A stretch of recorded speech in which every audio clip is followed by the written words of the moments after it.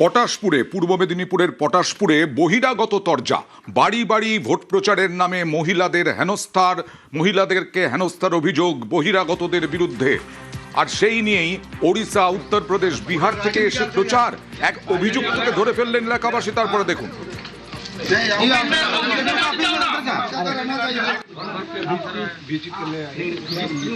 Door to door camping क्या है?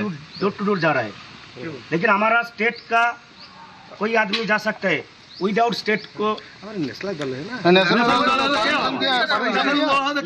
आप तो हमारा स्टेट का কথা বলবো প্রতিনিধি পঙ্কজের সঙ্গে। পঙ্কজ, এরকম ভাবে কি বিভিন্ন জায়গা থেকে এসে ভোট প্রচার করছেন? একেবারে এমনটাই কিন্তু অভিযোগ করছে তৃণমূল কংগ্রেসের পক্ষ থেকে। যেটা জানা গেছে যে গতকাল যেখানে পটাশপুর বিধানসভা এলাকায় গতকাল রাত 8:30 নাগাদ বদলাপুর গ্রাম পঞ্চায়েত এলাকায় 3 জন মতো লোক বহিরাগত এসে হিন্দি ভাষায় এলাকায় বাড়ি বাড়ি ঢুকে মোবাইলের টর্চ জেলে এলাকায় ঘুরে বাড়ি বাড়ি কিন্তু প্রচার করছে এবং মহিলাদের। কতজন এসেছিলেন বলে অভিযোগ?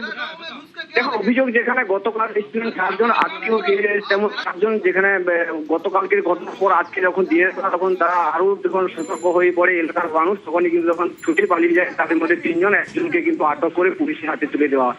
তো বহিরাগত যেখানে বাড়ি বাড়ি প্রচার করছেন, তাহলে পালালেন কেন তারা? সেটাই ব্যাপার। যেখানে শাসক দল তারা অভিযোগ করছে যে বাড়িতে বাড়িতে গিয়ে তারা মহিলাদেরকে বিভিন্ন রকম প্রলোভন দেখাচ্ছেন, এমনটাই কিন্তু অভিযোগ করছে। সেক্ষেত্রে কিন্তু যেখানে আজকে যে দিনের বেলা যে ঘটনা ঘটে গেল, যেখানে বড়াট গ্রাম পঞ্চায়েতে, সেখানে কিন্তু প্রচার করছে বহিরাগত বলে। সেক্ষেত্রে তারা কিন্তু এলাকার মানুষ ঘিরে ধরে তারা বিক্ষোভ দেখায় এবং তাদের যখন ধরে তারা চেষ্টা করে, তখন আটক করার চেষ্টা করে, তখন কিন্তু পালিয়ে যায় 3 জন, এমনটাই কিন্তু জানাচ্ছেন। একজনকে আটক করা হয়েছে। বেশ, हमारा स्टेट का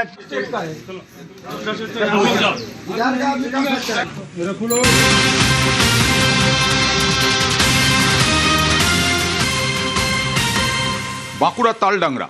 আর সেই তালডাংরাতে বিজেপি নেতার বাড়িতে আগুন দিয়ে জ্বালিয়ে দেওয়া হলো বিজেপি নেত্রীর বাড়ি।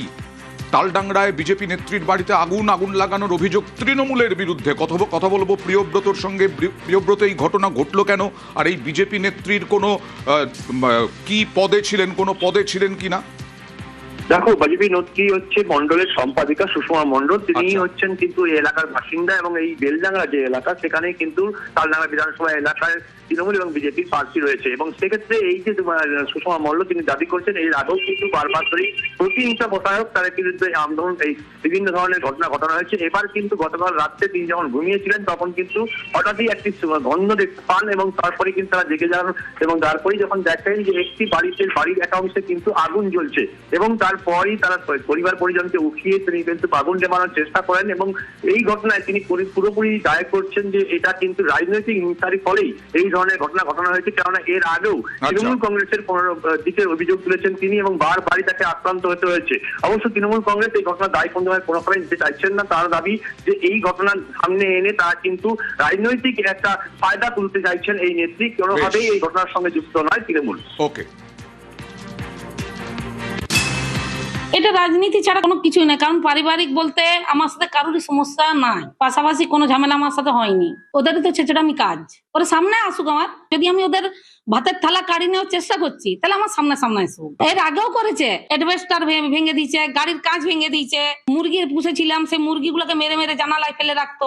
আমি তারটাও কিছু এতটা ইয়ে করিনি, এবারে প্রাণে মারার চেষ্টা করেছে। আমাদের তৃণমূলের এইরকম সংস্কৃতি নয় যে আমরা কারুকার বাড়িতে আগুন লাগিয়ে দিয়া। বিজেপির নেত্রী বলছে এই ধরনের কাজে যুক্ত হবে না। এটা পাগল ছাড়া কিছু নয়, পরিবারটাই পাগল। কারণ এই ধরনের অভিযোগ করা উচিত নয়। ওর বাড়িতে, ওর বেডরুমে কে আগুন লাগাবে? এটা নিজে একটা ষড়যন্ত্র, একটা চক্রান্ত, সম্পূর্ণ মিথ্যা কথা, অভিযোগ সম্পূর্ণ ভিত্তিহীন।